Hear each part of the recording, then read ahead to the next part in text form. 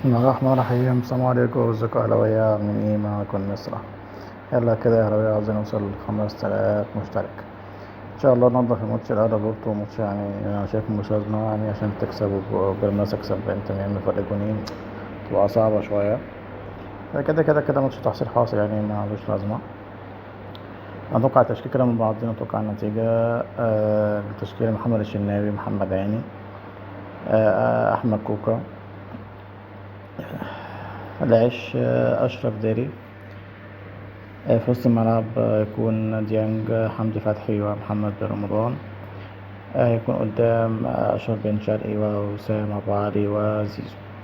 التشكيل متوقع إن الأهلي إن شاء الله النهاردة في ماتش النهاردة نتمنى الفوز. الأهلي يجيب جون حتى في البطولة يعني. أتوقع النتيجة مثلا إن شاء الله يعني 2-0، 3-1. شوف الفرق هدفين احنا ايه عاوزة. يلا أهلاوية، عاوزين نوصل ل5000 مشترك. السلام عليكم.